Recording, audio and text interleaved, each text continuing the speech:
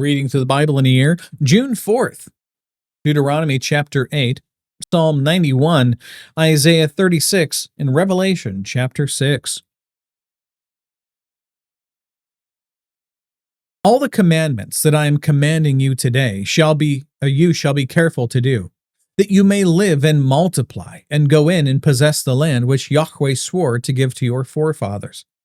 You shall remember all the way which Yahweh your God has led you in the wilderness these 40 years, that he might humble you, testing you, to know what was in your heart, whether you would keep his commandments or not.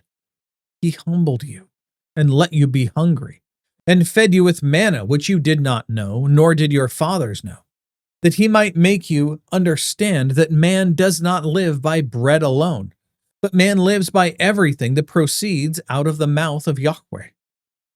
Your clothing did not wear out on you, nor did your foot swell these 40 years. Thus you are to know in your heart that Yahweh, your God, was disciplining you, just as a man disciplines his son. Therefore, you shall keep the commandments of Yahweh your God, to walk in his ways and to fear him. For Yahweh, your God, is bringing you into a good land, a land with brooks of water, of fountains and springs, flowing forth in valleys and hills, a land of wheat and barley, of vines and figs and pomegranates, a land of olive oil and honey, a land where you will eat food without scarcity, in which you will not lack anything, a land whose stones are iron, and out of whose hills you can dig copper.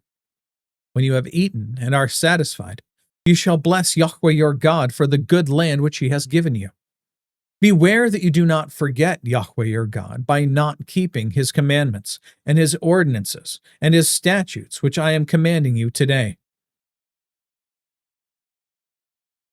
Otherwise, when you have eaten and are satisfied and have built good houses and lived in them, and when your herds and flocks multiply, and your silver and gold multiply, and all that you have multiplies, then your heart will become proud, and you will forget Yahweh your God, who brought you out from the land of Egypt, out of the house of slavery.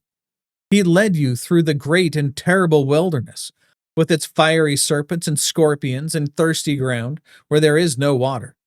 He brought water for you. He brought water for you out of the rock of flint. In the wilderness he fed you manna, which your fathers did not know, that he might humble you, and that he might test you, to do good for you in the end. Otherwise, you might say in your heart, my power and the strength of my hand has made me this wealth. You shall remember Yahweh your God, for it is he who is giving you power to make wealth, that he may confirm his covenant which he swore to your fathers, as it is this day. It shall come about, if you ever forget Yahweh your God, and go after other gods, and serve them and worship them, I testify against you today that you will surely perish, like the nations that Yahweh makes to perish before you. So you shall perish, because you would not listen to the voice of Yahweh your God. Now on to Psalm 91.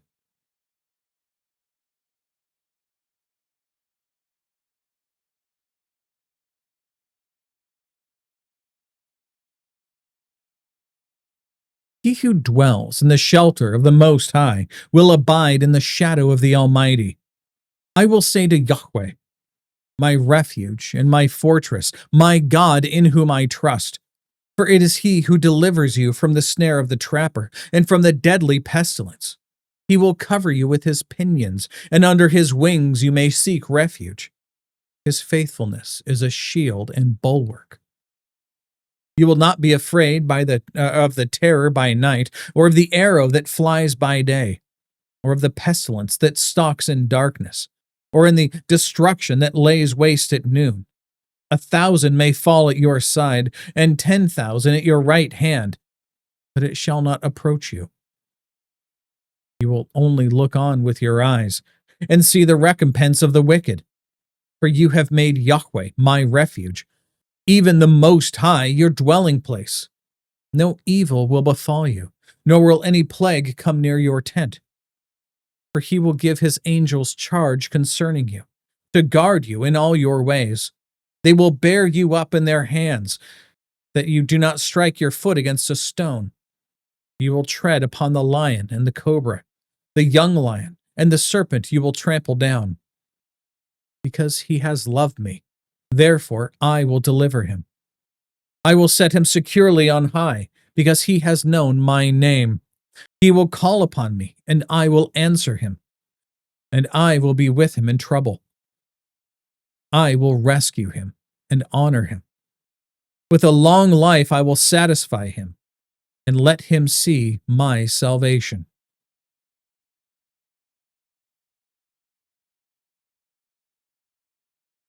Now on to Isaiah 36.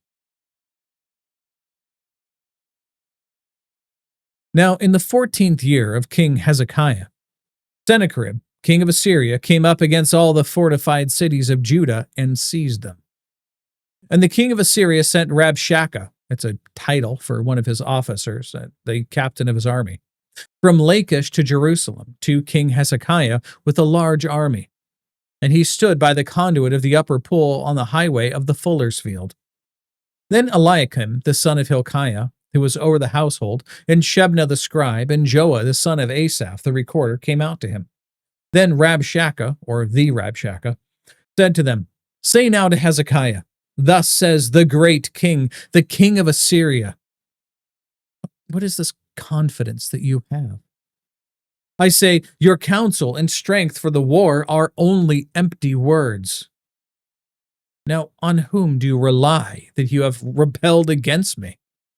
Behold, you rely on the staff of this crushed reed, even on Egypt, on which if a man leans, it will go into his hand and pierce it. So is Pharaoh, king of Egypt, to all who rely on him. But if you say to me, We trust in Yahweh our God, is it not he whose high places and altars Hezekiah has taken away and said to Judah and to Jerusalem, You shall worship before this altar? I'm going to pause for a second to explain this. Okay, so if this is your first time reading through the Bible, welcome to a giant spoiler alert. Putting it out here. So after the people enter the promised land, Joshua leads them through under the command of God and delivers the land over to them and divides it up and sets the people in it. And all the tribes, all 11 tribes, because remember, Judah doesn't have its own tribe, they are able to disperse in the land, and God chooses Jerusalem as the place where his name will dwell. In fact, it doesn't start in Jerusalem, it starts elsewhere, but it eventually comes to Jerusalem. So that's the case, right? And after that happens, in 2 generations, really 1 generation, after those people who were there for the war died, then the entire land fell into idolatry.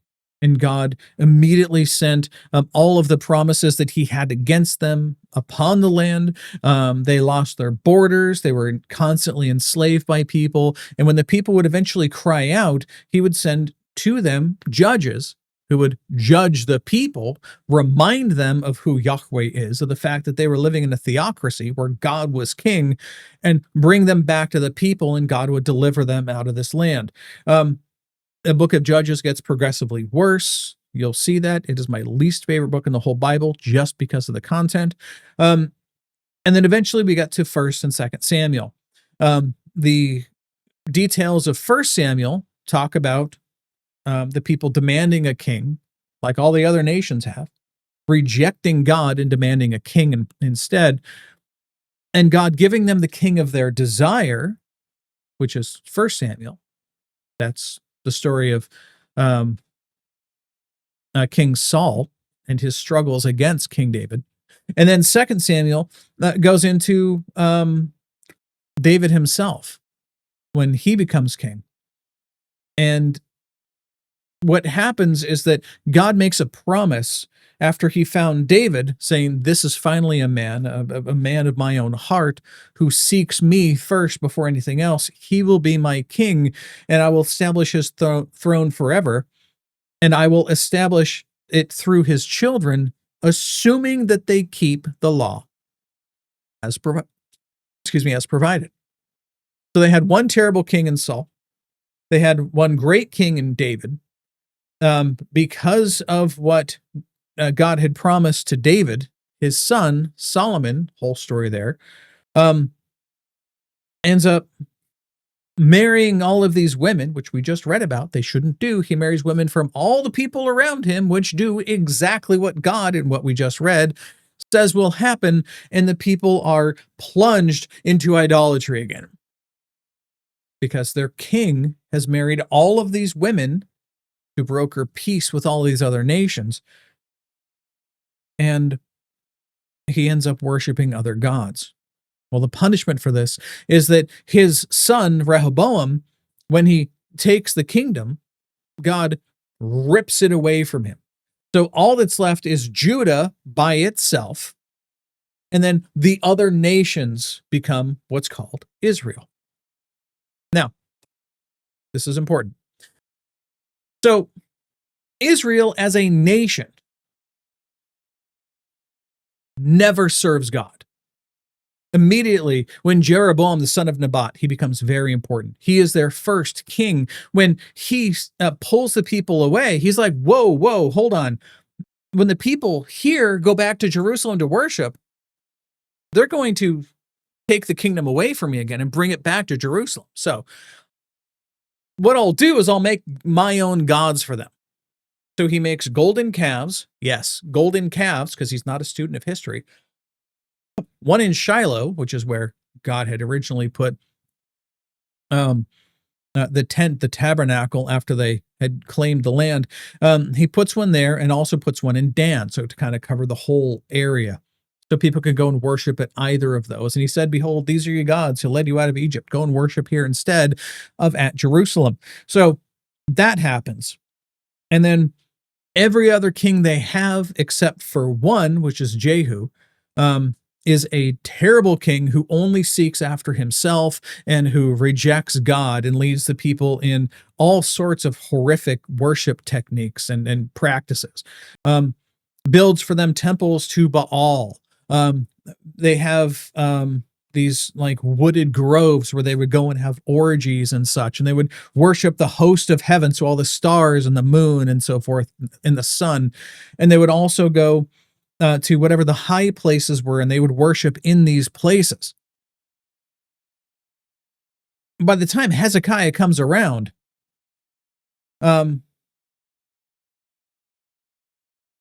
he, being a king of Judah, and there have been many good kings in Judah, those who seek and serve Yahweh faithfully through all of their lives.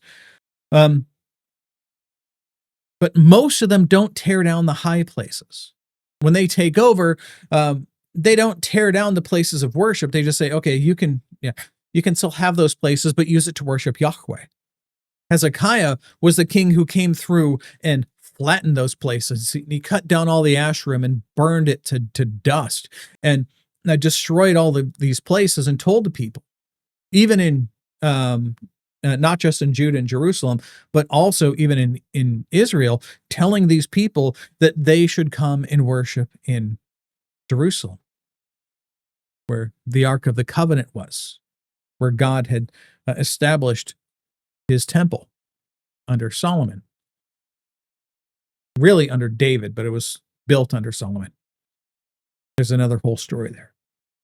So when the Rabshakeh, this military leader from Assyria, comes in, he doesn't know Yahweh. He doesn't know that God had intended for his name to be served only in one place, and that the people should come to one city and to one temple to worship him. And he sees all of the other nations having these little groves for orgies and such, and these Asherim that they would worship at, and all of these temples to Baal and all of these other gods that they're worshiping. And he sees all of these other temples that are everywhere else. And yet the king of Assyria, Sennacherib, has been able to go through and lay waste to all of these other nations, but only their God has allowed them to do so. That's his lived experience, as it were. So he comes to Jerusalem. He's standing before the officials of King Hezekiah and giving to him the commandment given him by Sennacherib, the king of Assyria, telling him, look, this king of yours, Hezekiah, is a bad king from his perspective. He's torn down all the places for you to worship. How are you to worship Yahweh your God if he's taken all the places away for worship and said, you have to come here? What an arrogant jerk this king is. Again, that's his experience. That's what he thinks is happening. That's all propaganda. What he's trying to do is he's trying to convince the people that they should rebel against Hezekiah. And they should allow them to come in and overthrow the city. Continuing on.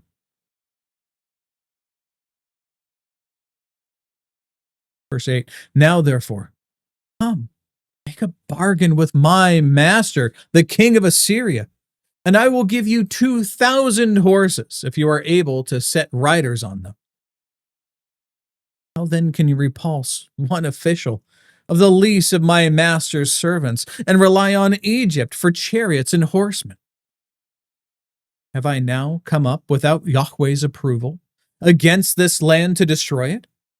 Yahweh said to me, go up against this land and destroy it. Then Eliakim and Shebna and Joah said to Rabshakeh, speak now to us, to your servants in Aramaic, for we understand it, and do not speak with us in the Judean language, in Hebrew, in the hearing of the people who are on the wall. Rabshakeh said, has my master sent me only to your master, to you, to speak these words? And not to the men who sit on the wall, doomed to eat their own dung and to drink their own urine with you? Then Rabshakeh stood and cried out in a loud voice in Hebrew, in Judean, and said, hear the words of the great king, the king of Assyria. Thus says the king, do not let Hezekiah deceive you, for he will not be able to deliver you. Nor let Hezekiah make you trust in Yahweh, saying, Yahweh will surely deliver us. This city will not be given into the hand of the king of Assyria. Do not listen to Hezekiah. For thus says the king of Assyria, make your peace with me and come out to me and eat each of his vine and each of his fig tree and drink of the waters of his own cistern, until I come and take you away to land like your own land, a land of grain and new wine, a land of bread and vineyards. Beware that Hezekiah does not mislead you, saying, Yahweh will deliver us. Has any one of the gods of the nations delivered his land from the hand of the king of Assyria? Where are the gods of Hamath and Arpad? Where are the gods of Sepharvaim? Have they delivered Samaria from my hand? Who, among all the gods of these lands, have delivered their land from my hand, that Yahweh would deliver Jerusalem from my hand? But they were silent, and answered him not a word, for the king's commandment was, do not answer him. Then Eliakim and Hilkiah, who was over the household, and Shebna the scribe, and Joah the son of Asaph, the recorder, came to Hezekiah with their clothing torn, and told him the words of Rabshakeh. Moving on now to Revelation chapter 6.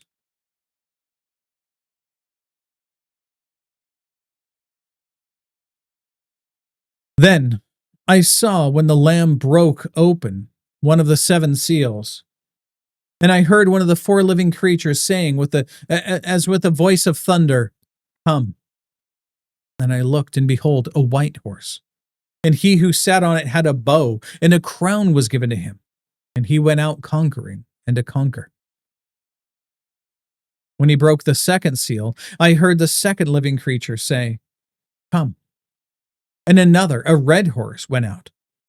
And to him who sat on it, it was granted to take peace from the earth, that men would slay one another, and a great sword was given to him. When he broke the third seal, I heard the third living creature saying, Come. And I looked, and behold, a black horse, and he who sat on it had a pair of scales in his hand. And I heard something like a voice in the center of the four living creatures saying, A quart of wheat for a denarius, and 3 quarts of barley for a denarius, and do not damage the oil and the wine. When the Lamb broke the fourth seal, I heard the voice of the fourth living creature saying, Come. And I looked, and behold, an ashen horse. And he who sat on it had the name Death, and Hades was following him. Authority was given to them over a fourth of the earth, to kill with sword and famine and with pestilence and by the wild beasts of the earth. And the Lamb broke the fifth seal. I saw underneath the altar the souls of those who had been slain because of the word of God, and because of the testimony which they had maintained. And they cried out with a loud voice, saying, How long, O Lord, holy and true, will you refrain from judging and avenging our blood on those who dwell on the earth? And they were given to each of them a white robe, and they were told that they should rest for a little while longer, until the number of their fellow servants and their brethren who were to be killed, even as they had been, would be completed also. I looked when he broke the sixth seal, and there was a great earthquake. And the sun became black as sackcloth, made of hair, and the whole moon became like blood, and the stars of the sky fell to the earth, as a fig tree casts its unripe figs when shaken by a great wind. The sky was split apart like a scroll when it is rolled up, and every mountain and island were moved out of their places. Then the kings of the earth, and the great men, and the commanders, and the rich, and the strong, and every slave and free man hid themselves in the caves and among the rocks of the mountains. And they said to the mountains and to the rocks, Fall on us, and hide us from the presence of him who sits on the throne, and from the wrath of the Lamb. For the great day of their wrath has come, and who is able to stand? That's it. That's all the reading and all of the notes for today. God willing, we'll be back tomorrow. Behold, the word of the Lord.